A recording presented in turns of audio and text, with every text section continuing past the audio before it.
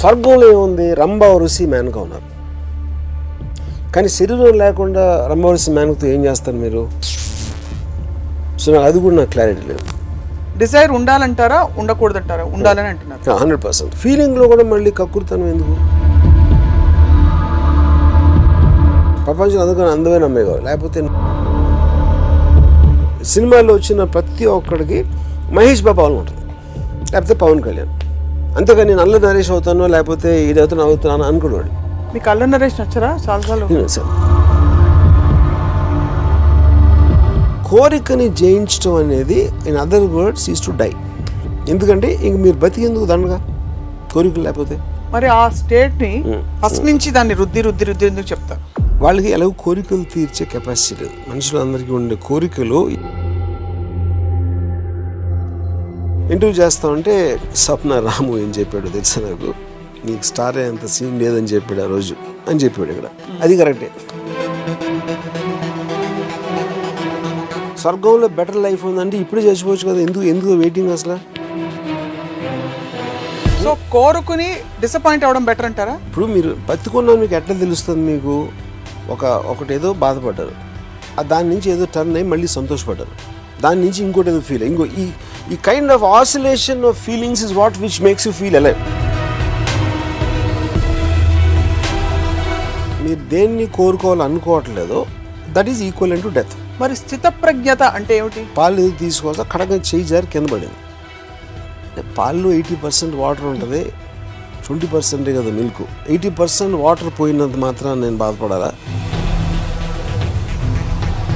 So డిజైర్ని సరే ఒక టూల్గా ఎలా వాడుకోవాలి? Dzire is the root cause of progress in life. Desire is root cause of sorrow అని దానికి ఆపోజిషన్ థింగ్. మీకు పుస్తకం ఇచ్చి రీడిఫైన్ చేసి ఎక్స్ప్లోర్ చేయమంటే మోక్షం అనే కాన్సెప్ట్కి ఏం రాస్తారు?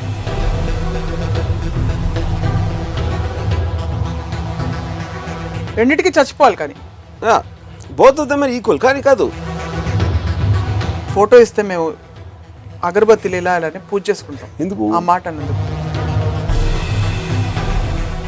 Welcome to another episode of రాముయిజం.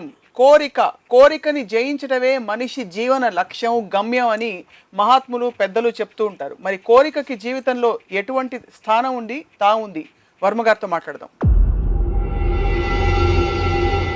Ram Gopal Varma గారు, మోక్షం అనగానే మీకేం గుర్తొస్తుంది?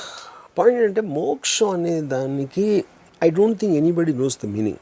అంటే అంటారు ఏంటి మోక్షం వస్తుంది అని ఒక మాట. అంటే మనకు తెలియంది ఏదో ఒక స్థితి, ఒక సిచ్యువేషన్, ఒక స్టేటస్లోకి మనం వెళ్తాం. అంటే ఇక్కడ బతికినన్నాళ్ళు ఏదో ఈ బాధలు భయంతో ఇలాంటివి అన్నీ ఉంటాయి. అన్నింటినీ వదిలించుకొని లేకపోతే వెళ్ళిపోయో ఇది చేసి మనం మోక్ష స్థితికి వస్తాం అనేది పాయింట్. నాకు అర్లియస్ట్ మెమరీ మోక్షం అంటే అన్ని మంచి పనులు చేస్తే నీకు మోక్షం వస్తుంది. అంటే మోక్షం అంటే ఏంటి? ఒక స్వర్గానికి వెళ్తామా, దేవుడి దగ్గరికి వెళ్తాం. దేవుడి దగ్గరికి వెళ్తాం అనేది మోక్షం అయితే, ఇప్పుడు నేను ఒక ఎపిసోడ్లో చెప్పినట్టు మన శరీరాన్ని మనం ఇక్కడ వదిలేసాం, మన ఆత్మ మీద వెళ్తుంది. ఆత్మ అంటే ఏంటి? మన ఆలోచనలు వెళ్తున్నాయా, మన భావాలు వెళ్తున్నాయా, లేకపోతే ఆత్మ అనేది మనకి డెఫినేటివ్ మీనింగ్ అది వర్డ్ వాడతాం కానీ ఎవరికి తెలియదు దాని మీనింగ్ ఏంటనేది. సో ఒకవేళ అది వెళ్తుంది అంటే వెళ్ళి ఆకాశంలో ఎగిరి దేవుడి దగ్గరికి వెళ్ళి ఏం చేస్తుంది?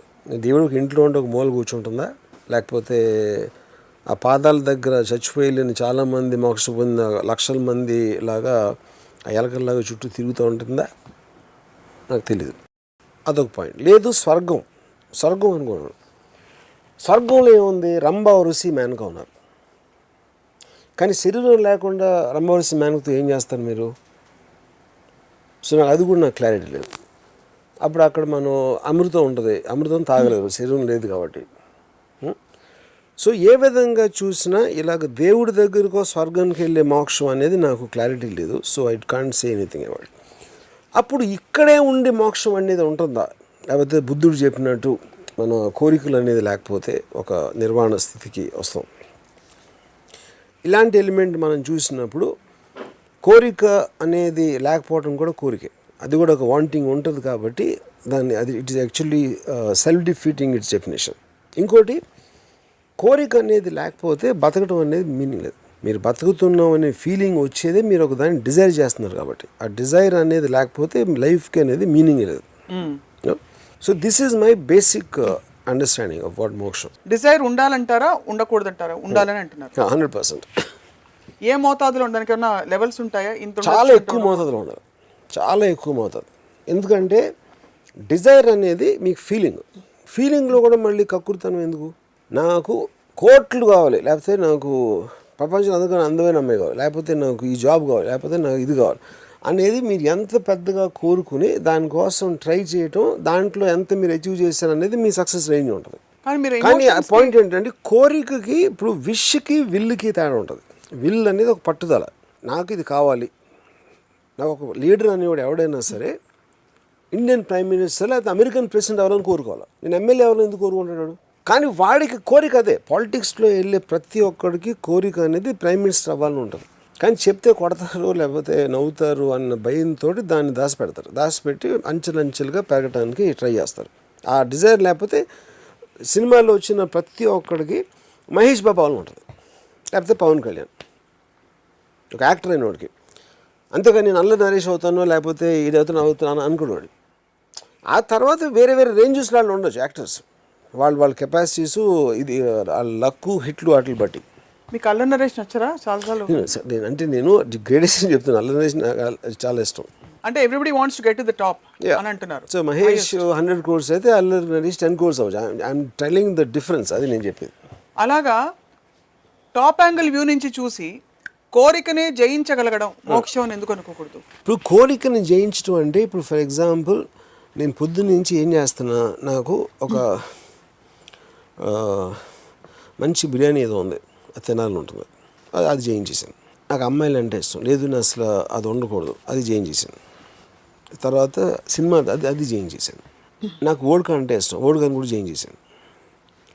అన్నీ జయించేసినప్పుడు ఇప్పుడు ఏంటి, తినాలంటే చికెన్ బిర్యానీ లేదు, తినకూడదు ఎందుకంటే అది జీవి. తర్వాత ప్లాంట్ తినాలంటే అది ఇలాంటి ఈ బుద్ధిస్టిక్ ఆస్పెక్ట్ అన్నీ చేసి మొత్తం అన్నీ మనం చేయకూడదు అని ఏ స్టేట్కి వస్తాం? ఏమీ చేయకుండా కూర్చోవాలి. అది డెత్ తోటి సమానం. అంటే కోరికని జయించడం అనేది in other words is to die. ఎందుకంటే ఇంక మీరు బతికేందుకు దండగా కోరికలు లేకపోతే ఊపి పిలుస్తారా ఏంటి? దాని మీనింగ్ ఏంటి? మరి ఆ స్టేట్ని అంతగా ఎంఫసైజ్ చేసి ఒక మనిషి జర్నీలో ఫస్ట్ నుంచి దాన్ని రుద్ది ఎందుకు చెప్తారు? వాళ్ళకి ఎలాగో కోరికలు తీర్చే కెపాసిటీ లేదు. మనుషులందరికీ ఉండే కోరికలు, ఈ ఎవరైతే గురువులు ఏదో ఉన్నారో కోరికలు తీర్చే కెపాసిటీ వాళ్ళకి లేదు. కాబట్టి కోరికలు ఉండకూడదు అనే ఒక సూడో ఫిలాసఫీని ప్రవేశపెట్టారు. అది ఈజీ. నా కోరిక ఉంది, నాకు మెర్సిడీస్ కార్ కావాలి అంటే లేదురా, మెర్సిడీస్ కార్ అయితే కొనిచ్చే కెపాసిటీ లేదు. అసలు మెర్సిడీస్ కార్ ఉండాలని కోరిక ఉండటమే తప్ప కోరిక నీకు ఉండకూడదు అని చెప్తే వీడు కూడా నమ్మడానికి ఇష్టపడతాడు. ఇంకా ఉంటుంది కోరిక, బయట పెట్టడం అంతే. అప్పుడు అది ఒక సెల్ఫ్ సాటిస్ఫాక్షన్. అందరిని ద్రాక్ష పళ్ళు పొల్లనకి చాలా దగ్గరలో ఉంటుంది ఫిలాసఫీ. అది కోరిక ఇమోషన్ అనేది మనని శాసించకూడదు, మనమే ఎమోషన్ని శాసించాలి అని నమ్మే వ్యక్తి మీరు. అవును. మరి కోరిక మనని శాసించవచ్చా, మనం కోరికను శాసించాలి? ఇప్పుడు కోరిక అనేది మనకు ఆబ్జెక్ట్ అవుతుంది, నాకు కావాలి. దాని తర్వాత మీ తెలివితోనో మీ కేపబిలిటీతోనో మీరు దాని ఒక ప్రాక్టికాలిటీ తెలుసుకుంటారు. ఇది ఏ రూట్లో వెళ్ళాలా, ఎలా వెళ్తే మనకి దక్కడానికి ఛాన్స్ ఉంది అనేది మీ విల్ పవరు, మీ కేపబిలిటీ, మీ ఇంటెలిజెన్స్ మీద డిపెండ్ అవుతుంది. దాన్ని కంట్రోల్ చేసేది పార్ట్లీ మీ ఇంటెలిజెన్స్, పార్ట్లీ మీకున్న స్ట్రెంగ్త్, అంటే ఫిజికల్ ఆస్పెక్ట్ అవ్వచ్చు. అప్పుడు మీరు అడిగే క్వశ్చన్ ఏంటంటే, ఈ ఎమోషన్ అనేది నా కోరికని ఇస్తుంది, ఆ ఎమోషన్ని నేను చెప్పిన 3 ఎలిమెంట్స్ కంట్రోల్ చేస్తాయి. కోరికలకి పరిధులు ఉండాలా ఉండకూడదా? ఫర్ ఎగ్జాంపుల్ మహేష్ బాబు అయ్యే కెపాసిటీ అందరికీ ఉండదని మీరే చెప్పారు. ఫిజికల్ లిమిటేషన్స్ కావచ్చు, ఏదైనా కావచ్చు. మరి అది ఆపుకోవడం, తెలివితేటలతో ఆపుకోవడం కరెక్టా? లేకపోతే no pursue your dream no matter how this thing it is make the impossible, ఇలాంటి కోట్స్ చదువుతుంటాం మన ఫేస్బుక్లో. వాటికి స్కోప్ ఏమిటి ఇందులో, ఇలాంటి అంటే కోరికల్ని పర్సూ చేసే కార్యక్రమం? ఇప్పుడు ఒక ఎగ్జాంపుల్ చెప్తాను.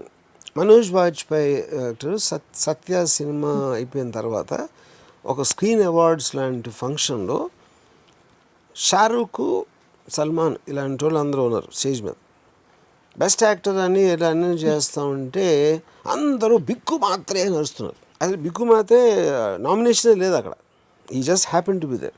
మనోజ్ ఏమనుకున్నాడంటే అసలు మొత్తం దేశం అంతా షారూఖ్, సల్మాన్ కన్నా నేను పెద్ద స్టార్ అయిపోయిన తను ఫీల్ అయ్యాడు. సో నేను మనోజ్కి ఏం చెప్పానంటే, మనోజ్ నీ క్యారెక్టర్ పేరుతో పిలుస్తున్నాడు, నీ పేరుతో పిలవట్లా. షారూఖ్ ఖాన్ 25 సూపర్ డూపర్ హిట్లు ఇచ్చాడు, ఎవరికి ఏ సినిమాలు ఏ క్యారెక్టర్ పేరు ఏంటో తెలియదు. సో ఆ స్టార్డమ్కి ఒక సినిమా హిట్ అయినప్పుడు క్యారెక్టర్కి వచ్చిన పేరుకి కన్ఫ్యూజ్ అవ్వద్దు అని చెప్పాను నేను. నువ్వు అలా కన్ఫ్యూజ్ అయ్యి నువ్వు సోలో హీరో సినిమాలు చేస్తే సత్య లాంటి సినిమా నేను తీయలేను, బిక్కుమాత్రి లాంటి రోల్ నీకు మళ్ళీ రాదు. అప్పుడు మనం ప్రాక్టికల్గా ఒక హార్డ్ హిట్టింగ్ క్యారెక్టర్స్ అలాంటివి చేస్తే నీకు బెటరు. సోలో హీరో చేసావంటే మాత్రం మొత్తం బర్డెన్ నీ మీద వచ్చి యూ విల్ గెట్ ఎఫెక్టెడ్ అని చెప్పా.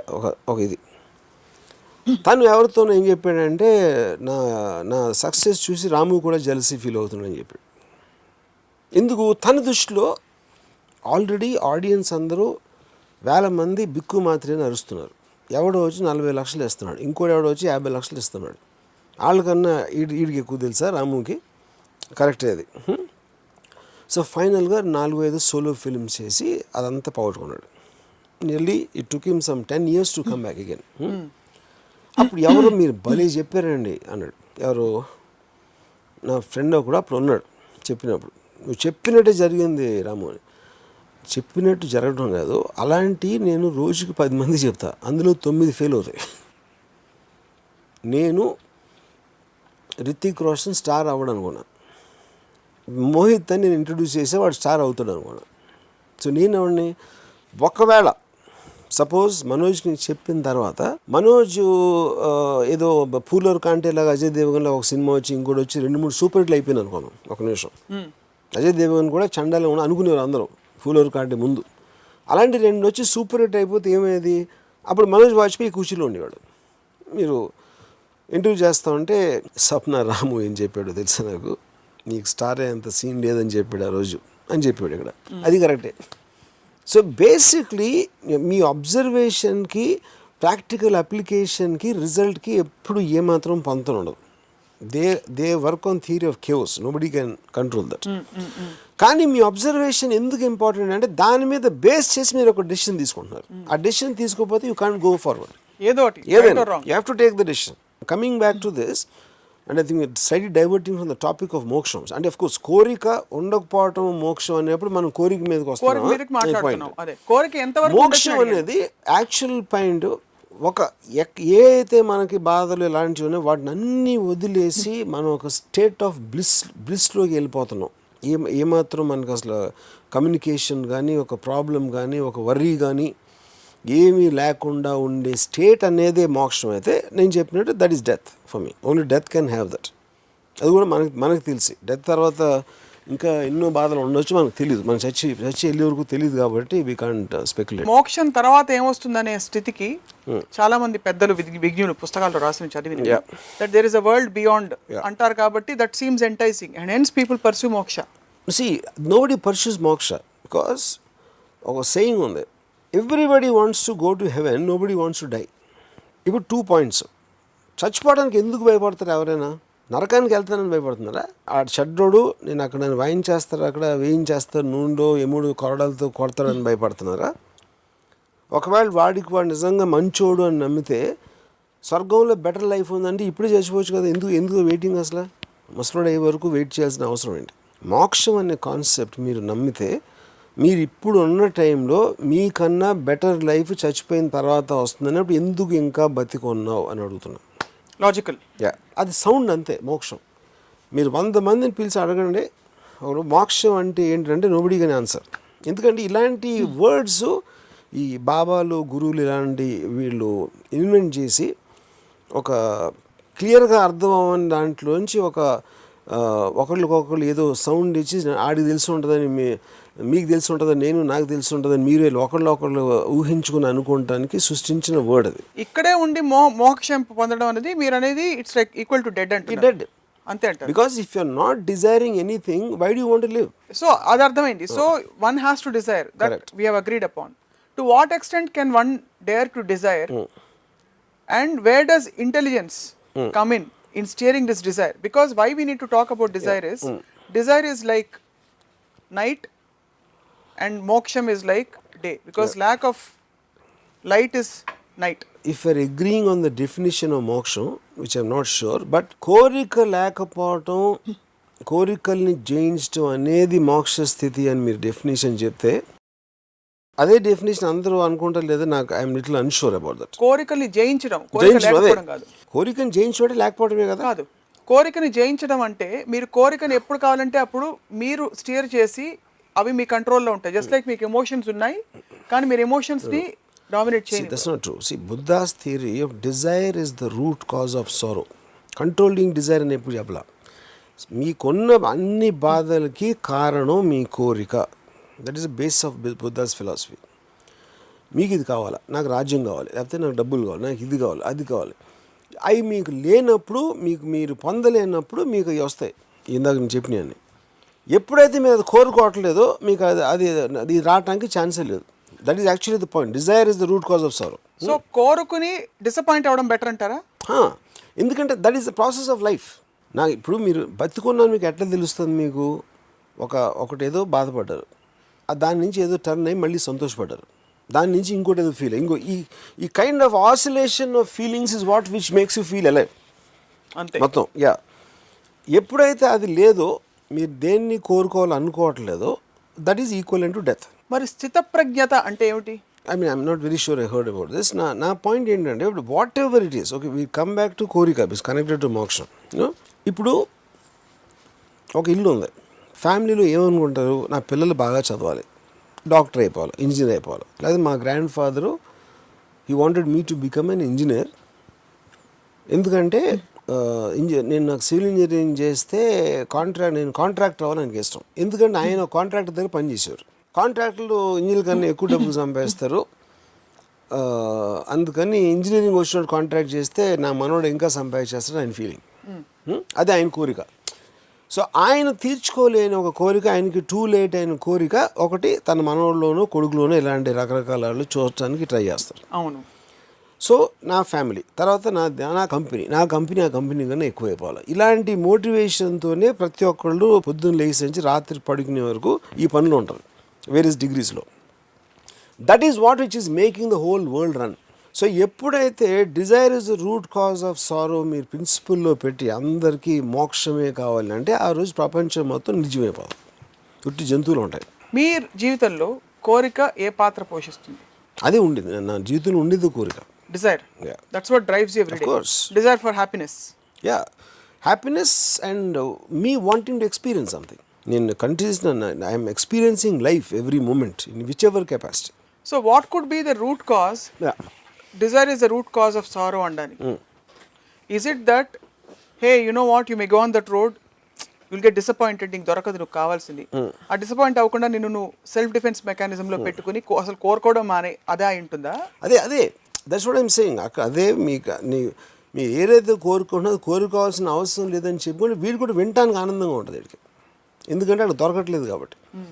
ఇప్పుడు ఫిలాసఫీ అనేది, any philosophy is the weapon of the incompetent. అసమర్థతులకి ఎక్కువ ఉంటుంది ఫిలాసఫీ యాక్చువల్. ఎందుకంటే సూపర్ మ్యాన్కి ఫిలాసఫీ అవసరం లేదు.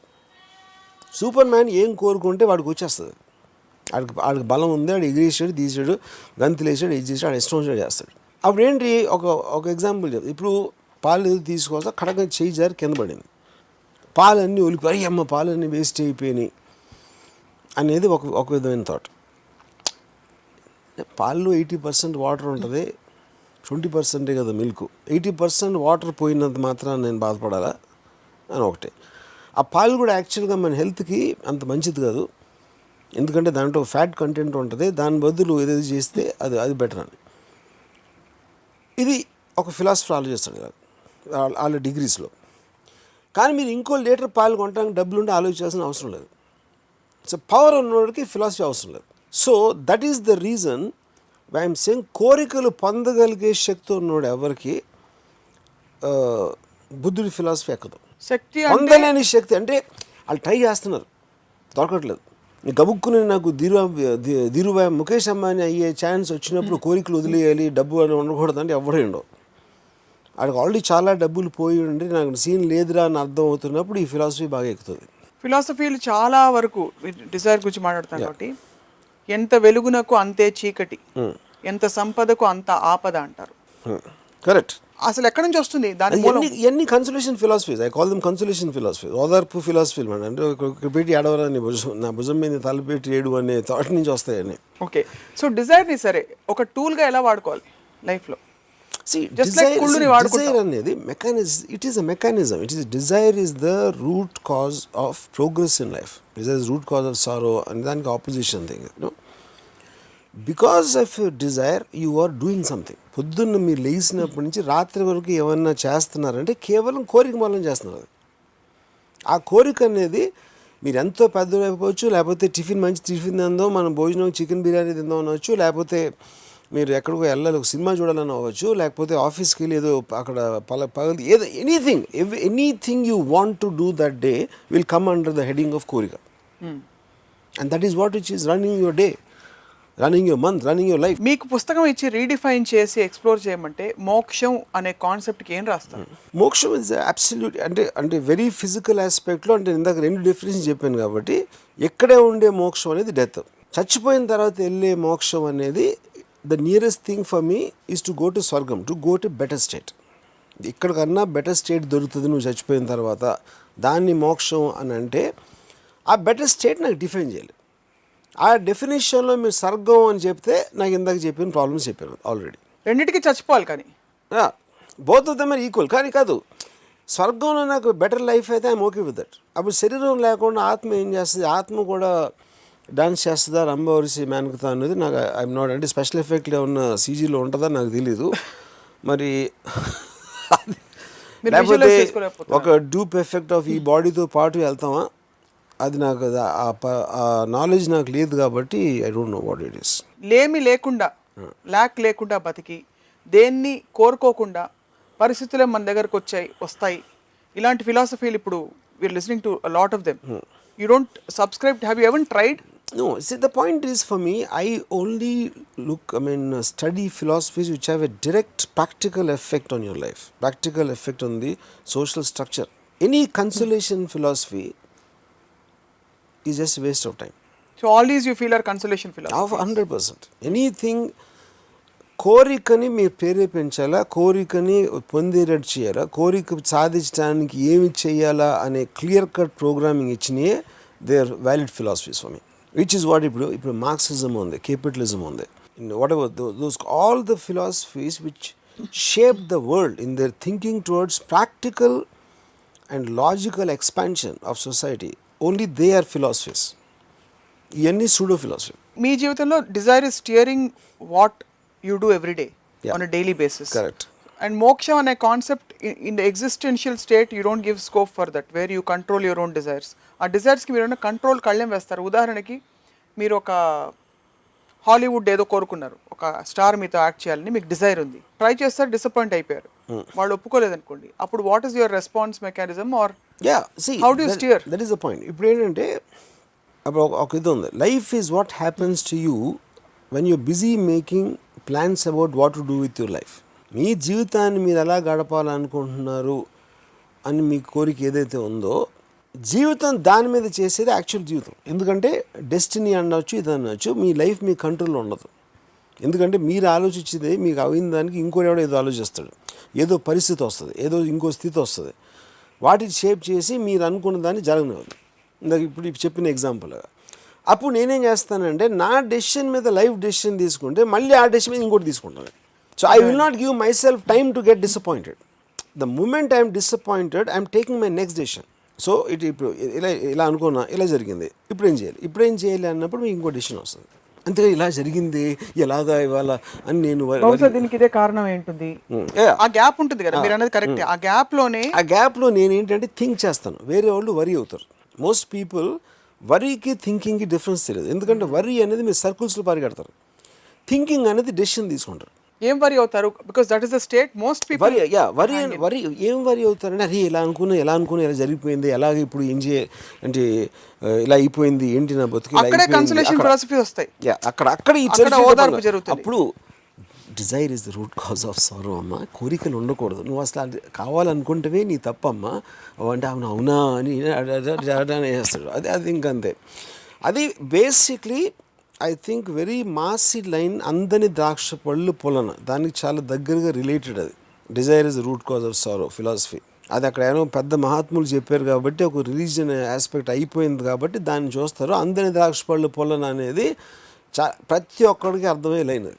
ఇప్పుడు లేటెస్ట్గా ఒక బుద్ధిస్ట్, మీరు బుద్ధిజం లేవనెత్తారు కాబట్టి, one of the Buddhist devotees shared a chant with me which you need to chant every day to fulfil desires. As simple as కొత్త బట్టలు కావాలంటే కూడా there is a Buddhist chant available. You think religion has evolved or you're not? I've not heard of this. I don't know what this is. Yeah? And this is a big group. It's not her own chant. Okay. There is one section of Buddhism. You chant for desires, you chant for rich life. So you think the world is evolving that way? And if you're moving towards desires. The point is because I can't comment on this because I'm not aware of it. What exactly? On prima facie, I feel it is just ఈ laughing clubs అన్నీ ఉంటాయి కదా, వాళ్ళందరూ వెళ్ళి నవ్వుతూ ఉండేది, something stupid things like that. I think this is one more of that. One more thing where you just chant and చాలా మందికి అడ్వాన్స్మెంట్ మనం చాలా తక్కువ మంది పని చేస్తారు, ఎక్కువ మందికి పని ఉండదు కాబట్టి ఇలాంటి పనులేని ఆలోచనలు అన్నీ వస్తాయి. సో కొత్త చీర కావాలంటే దానికి డబ్బులు ఎక్కడి నుంచి సమకూర్చాలి, ఎక్కడికి వెళ్ళి షాప్లో కొనుక్కోవాలి అనేది ఆలోచించడం బెటర్ అంటే. అదే correct. That is a practical application. That's a practical application.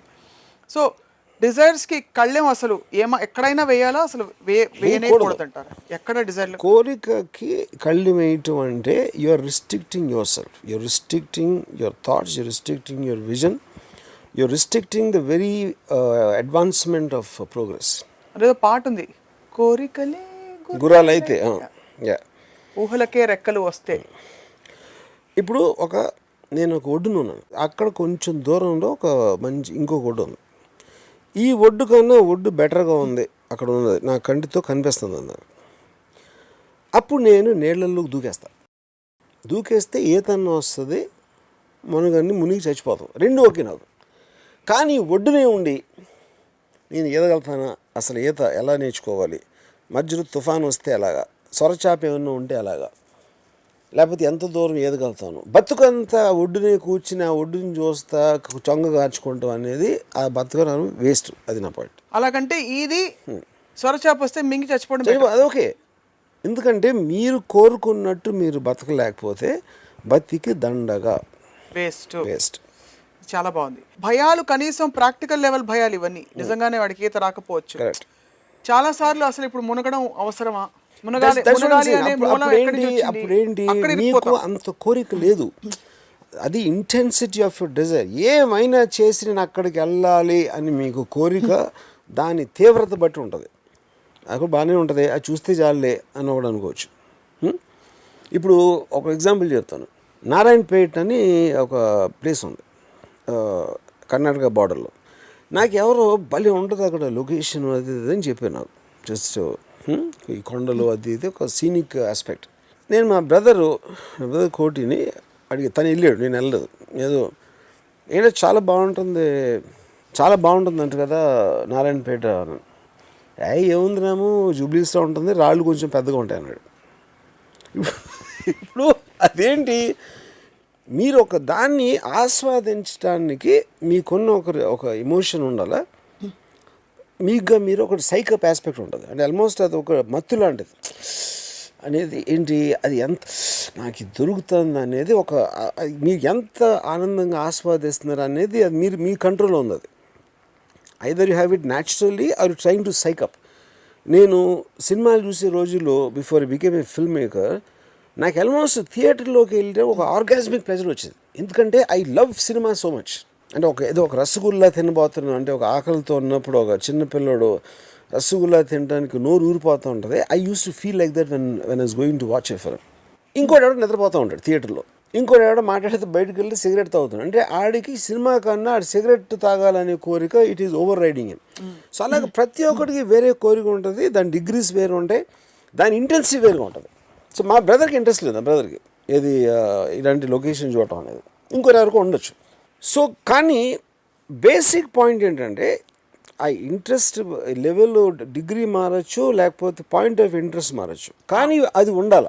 లేకపోతే ఏదో పాయింట్ ఆఫ్ ఇంట్రెస్ట్ ఏదో ఉండాలి. ఇప్పుడు సత్యేంద్ర గారికి ఏ పాయింట్ ఆఫ్ ఇంట్రెస్ట్ అయినా ఉందా, లేకపోతే ఆయన చచ్చిపోవడం బెటర్ అంటారా? సత్యేంద్రకి he wants to put his thoughts in a book. That's his thing. That is what he's living for. So that's consuming him. That's his desire focal point. Correct. But that he gets up every morning to put his thoughts in a kind of a form, in compose them in a way to just whatever he desires. అమ్మాయిని అందరం చూసి నాకు సడన్గా ముద్దు పెట్టుకోవాలనిపించింది. అది నా కోరిక. సహజంగా ఆకలి లేకుండా కొంతమంది ఉంటారు, డిజైర్స్ లేకుండా. వాళ్ళని ఏ కేటగిరీలో వేస్తారు? కోరిక లేని వాళ్ళు అందరూ ఆల్రెడీ చచ్చిపోయిన వాళ్ళు. వాళ్ళు కేవలం నేచర్ వైజ్గా వాళ్ళకి లంగ్స్ గింగ్స్ వాటి పని అటు చేస్తూ ఉంటాయి కాబట్టి వాళ్ళు ఇటువంటి తిరుగుతూ ఉంటారు అంతే.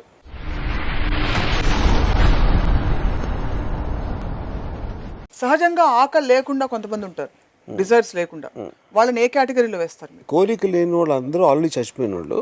వాళ్ళు కేవలం నేచర్ వైజ్గా వాళ్ళకి లంగ్స్ గింగ్స్ వాటి పని అటు చేస్తూ ఉంటాయి కాబట్టి వాళ్ళు ఇటువంటి తిరుగుతూ ఉంటారు అంతే. They don't matter in my world. But you do respect people who don't have the same set of desires that you have. Of course. But they have different focal points. Anybody who's looking forward to live, who's looking forward to get up in the morning to pursue what they want. I'm not asking them to pursue what I want. Various people have various things. That is what makes the whole world so beautiful. Photo ఇస్తే మేము అగరబత్తిలు ఇలా అలానే పూజ చేసుకుంటాం. ఎందుకు ఆ మాట అన్నందుకు? Because you respect the world, the fact that you said that. I mean, not that we didn't know, but the way you said it, it came out most Dil సే అన్నమాట.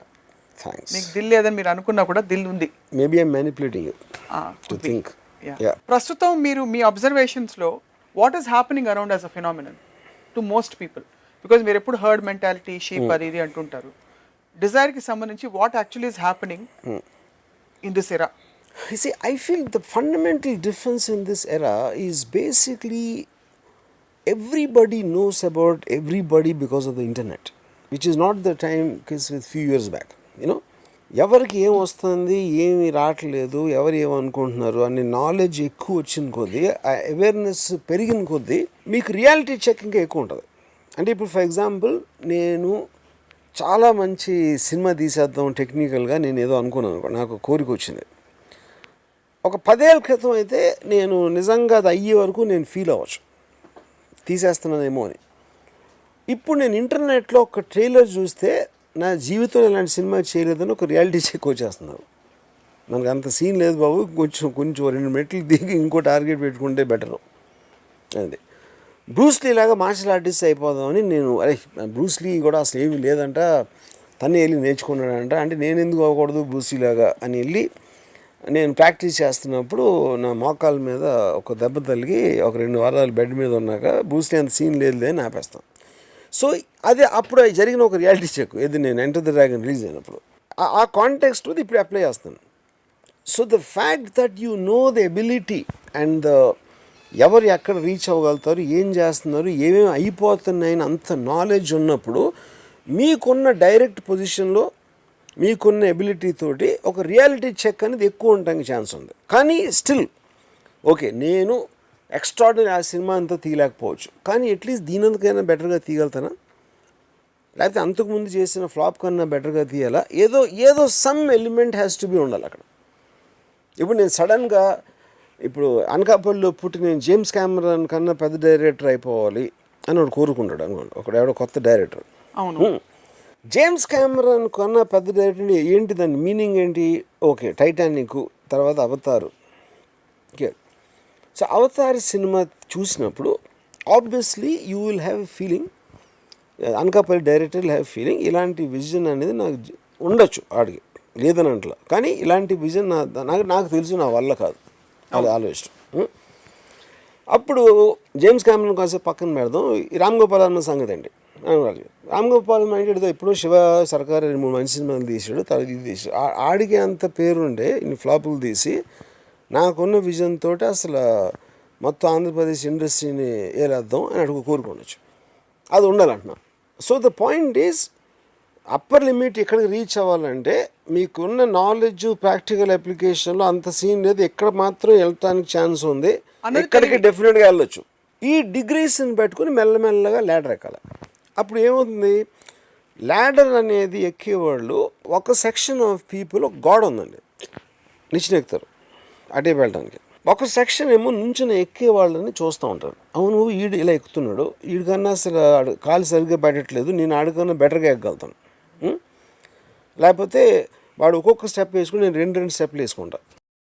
ఇలాంటి రకరకాలుగా ఆలోచించి వాళ్ళు మళ్ళీ స్టార్ట్ చేస్తారు, వాడిని ఫాలో అవుతారు ఫస్ట్ ఎక్కిన నుండి. మెజారిటీ ఆఫ్ ద పీపుల్ కూర్చుని ఎప్పుడు ఎవడు పడతాడని చూస్తూ ఉంటారు.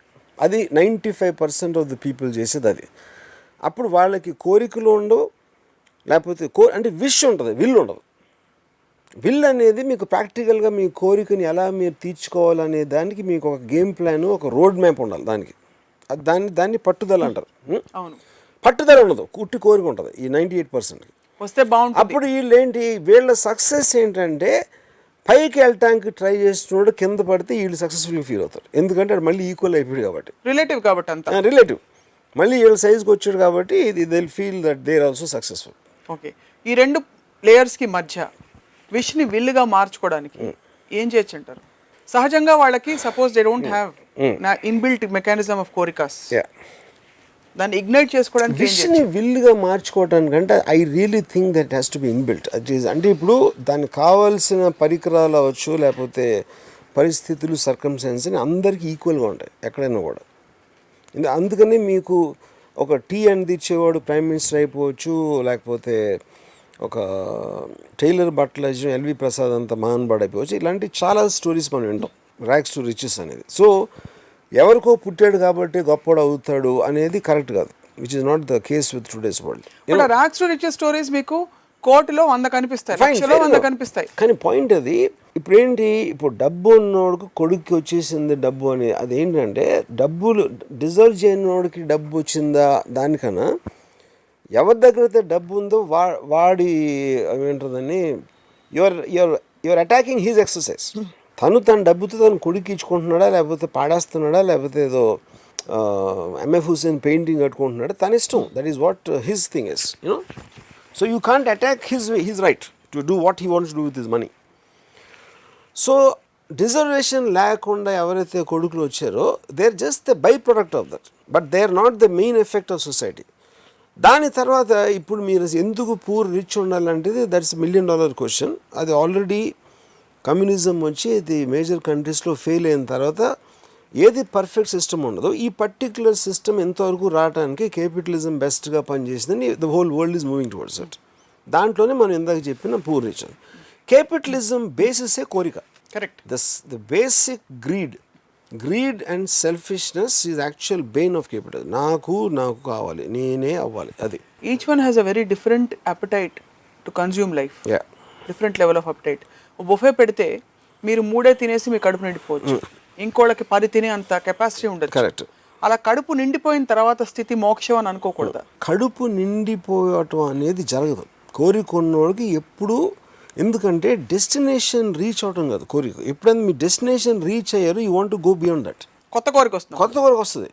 ఇప్పుడు ముఖేష్ అంబానీ ఉన్నారు. Mukesh Ambani is the richest man in the India country now. Mukesh Ambani కన్నా ఎక్కువ కష్టపడే మనిషి ఉండడు ఇండియాలో. అది ఎవరికి తెలియదు. అది ఈ will work from 6:30 in the morning to maybe 12:30 in the night because you can't afford not to work because తన ఆర్గనైజేషను, తన విజన్ ప్లాను జరుగుతున్నాయి అన్నీ చేయడానికి. That wealth creators. అంతేగాని తను సంపాదించిన డబ్బుతోటి ఇక్కడ మనం అంటే ఆ కెపాసిటీ లేని వాళ్ళు నాకు డబ్బులు ఉంటే నగలు కొనేసుకోవచ్చు, లేకపోతే ఇక్కడ పెట్టేసుకోవచ్చు, అక్కడ ఏదేంటి పెళ్ళిలో ఖర్చు పెట్టేసి ఇలాంటివి ఉంటాయి. వీళ్ళందరికీ డబ్బులు క్రియేట్ చేసే వాళ్ళ దగ్గరికి డబ్బు వస్తుంది. డబ్బులతో ఖర్చు పెడదామని ఆలోచన దగ్గర ఎప్పుడు డబ్బు రాదు యాక్చువల్గా. That is actual point of. ఎందుకంటే మైండ్ సెటే they don't understand the concept of money. నేను చెప్పినట్టు you know. So all this again is coming back. మనం ఎటు అని చెప్పినా ఫైనల్గా ఒక అతనికి డబ్బులు ఉంటే నేను అన్నీ కొనేసుకోవచ్చు నా కోసం అనే కోరిక ఉంటుంది. ముఖేష్ అంబానీ లాంటి ఆయనకి 10,000 కోట్లు ఉంటే నేను ఇంకో ఫ్యాక్టరీ పెట్టి ఇంత ఈ ప్రోడక్ట్ తయారు చేయొచ్చు అనే కోరిక ఉంటుంది యూనో. సో అప్పుడు ఆ కోరికని ఇప్పుడు ఇంకోటి ఏంటి, ప్రాక్టికల్ అప్లికేషన్ ఏంటి కోరికకి. కోరిక అనేది మీ మనసులో వస్తుంది ఒక ఫీలింగ్.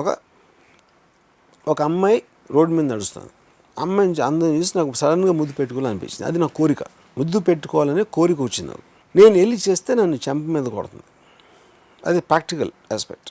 ఇంకోటి పక్కన వాళ్ళందరూ ఏంట్రా నన్ను కొడతారు. ఇప్పుడు ఇది నేనేమంటున్నాను, విల్కి వస్తున్నా. నా విషయం అమ్మాయిని ముద్దు పెట్టుకోవడం. విల్ ఎలా వస్తుంది నాకు? ఇప్పుడు నా ఇంటెలిజెన్స్ చెప్తుంది ఇలా జరగచ్చురా నువ్వు ఇలా చేస్తే అని చెప్పింది. కానీ నేను చేస్తే ఎలా చేయాలా? అప్పుడు అమ్మాయితో ఇంప్రెస్ చేసి నేను ప్రేమలో పడేటట్టు చేయాలా, అది డెసిషన్ తీసుకుంటే ఎలా, తన బ్యాక్గ్రౌండ్ ఈ స్టడీ చేయాలా, ఈ స్టడీ చేసి తనకు ఆల్రెడీ ఒక బాయ్ ఫ్రెండ్ ఉన్నాడు, ఆడి మీద ఇష్టం పోయేటట్టు చేయగలనా లేదా, ఇలాంటి రకరకాల మెథడాలజీలు ఉపయోగించి అది ఎప్పుడు చేస్తాను, ఆ అమ్మాయిని ముద్దు పెట్టుకోవడమే నా జీవితాశయం ప్రస్తుతానికి అని నేను ఎలిమెంట్ తీసుకున్నప్పుడు నేను వారమో నెలో సంవత్సరమో ఏదో చేస్తాను. ఒకసారి ముద్దు పెట్టుకుని అది అయిపోతుంది. కోరిక సాటిస్ఫై. అప్పుడు అదే అమ్మాయి రూట్లో ఇంకోటి ఉండొచ్చు, లేకపోతే నాకు ఇంకో అమ్మాయి కనిపించచ్చు, నాకు తెలీదు. I'm just speculating. As an example so ఆ ముద్దు పెట్టుకోవడం అనేది డెస్టినేషన్ కాదు, that is not the final destination. ఈ డెస్టినేషన్ ఎప్పుడు ఈ పర్టికులర్ మూమెంట్లో మీరు తీసుకున్న దానికి. సో కోరికలు కాన్స్టెంట్ గా పుడుతూ ఉంటాయి, అప్గ్రేడ్ అవుతూ ఉంటాయి. కరెక్ట్. కోరిక పుట్టిన తర్వాత విల్లు, రోడ్ మ్యాప్, దానికున్న practical problems, plan A, plan B, plan C, ఏదేది ఫెయిల్ అవడానికి ఛాన్స్ ఉంది, ఫెయిల్ అయితే మన పరిస్థితి ఏంటి, ఇవన్నీ ఆలోచించి యూ షుడ్ స్టార్ట్ వాకింగ్. ఎప్పుడైనా మీరు అదర్ సైడ్ ఎక్స్పీరియన్స్ చేశారా, అసలు ఏ డిజైర్ లేని స్థితిని? నేనా? వాళ్ళు ఏ స్థితిలో ఉన్నారో, వెదర్ దే స్టేట్ ఇప్పుడు కోరిక లేనితో మాట్లాడటం మీనింగ్ లెస్ కదా, అంటే దే జస్ట్ ఫెయిల్యూర్స్ మీకు మాత్రం కదా. This you are limiting your, I mean, obviously, everything is limited. Whatever we are talking in Ramuism is only limited to me. Correct. Obvious, that is obvious. I'm just wondering, as a thought, what do you say about all these people who are living in a state of desirelessness, but they are very much... They're like amoeba, hydra, ఇలాంటి వైరస్లు ఉంటాయి కదా, there like exactly లక్షలాది క్రిమికీటకాలు ఉంటాయి అలాగా. Why are you laughing? When you said hydra. Yeah, amoeba. చిన్నప్పుడు చదువుకున్నా, గుర్తొచ్చింది నాకు. ఇప్పుడు గుర్తొచ్చింది. Parasites there. Yeah, they're not even parasites. They're just inert beings. Parasite has a desire to. Yeah, parasite has a desire to suck blood. So వాళ్ళందరూ భూమికి భారం అంటారా? భూమికి ఏం భారం కదా, భూమిలో ఇసుక రేణువులు అంటున్నాడు. Anything which is not making a difference to the world, day to day లైఫ్కి డిఫరెన్స్ లేని వాళ్ళు క్రిమి కీటకాలు, ఇసుక రేణువులు, ఎమీబా, హైడ్రా. సో ఈ మొత్తం డిస్కషన్ వింటుంటే నాకు అనిపిస్తుంది మీ డిక్షనరీలో మోక్షం అనే కాన్సెప్ట్ లేదు. మోక్షం నేను ఓన్లీ మోక్షం ఐ బిలీవ్, కానీ దానికి క్లారిటీ లేదు. స్వర్గం, రంభ, ఉరిసి, మేనక, దట్స్ ఓన్లీ మోక్షం ఐ అండర్స్టాండ్. అట్లీస్ట్ నాకు ఎందుకంటే నాకు కుక్క వస్తే ఒక బిస్కెట్ ఇస్తాను అంటే అది బిస్కెట్ నాకు స్వర్గం. భూలోకంలో ఎలాంటి బిస్కెట్ దొరకదు. నేను కుక్కనండి ఇప్పుడు భూలోకంలో, నేను ఇక్కడ బిస్కెట్ తింటున్నా, అది తింటున్నా. స్వర్గంలో భలే బిస్కెట్ వస్తుంది తెలుసా నువ్వు చచ్చిపోయిన తర్వాత అని చెప్తే, ఆ బిస్కెట్ అనేది టేస్టీ, దీనికన్నా చాలా టేస్టీ అని చెప్పారు కాబట్టి నాకు అట్లీస్ట్ ఒక బెంచ్ మార్క్ ఉంది, ఒక ఇది చేసుకోవడానికి. బట్ సపోజ్ అందుకని నాకు స్వర్గం అనే మోక్షం ఒక్కటి నాకు అట్లీస్ట్ అండర్స్టాండ్ ద కాన్సెప్ట్. కానీ ఆత్మ వెళ్తుందా, మీ ఆలోచన వెళ్తుందా, ఏం వెళ్తుందా అనేది నాకు క్లారిటీ లేదు. రాము గారు, this is a very interesting anecdote and sorry example మీరు ఇస్తున్నది. ఇప్పుడు ఇవాళ ట్రావెల్ చేస్తే మీకు ఎకానమీ క్లాస్, ఇక్కడ ఎకానమీ క్లాస్ ఈ డ్రింక్స్ తోటి, లిమిటెడ్ డ్రింక్స్ తో సరిపెట్టుకోవాలి. ఒకరోజు మీరు ఆగి ఇవాళ మీ ట్రావెల్ని ఫోర్గో చేస్తే, రేపు ఎగ్జిక్యూటివ్ క్లాస్లో పంపిస్తాను గ్యారంటీ ఇస్తే మీరు ఇవాళ ఫోర్గో అవుతారా? ఇక్కడ 2 పాయింట్స్. ఇక్కడ స్వర్గం ఎగ్జాంపుల్ నాకు అర్థమైంది. అప్పుడు ఏంటి మీరేమంటున్నారు, మోక్షం ఎవరికి వస్తుంది అంటే ఆ కాన్సెప్ట్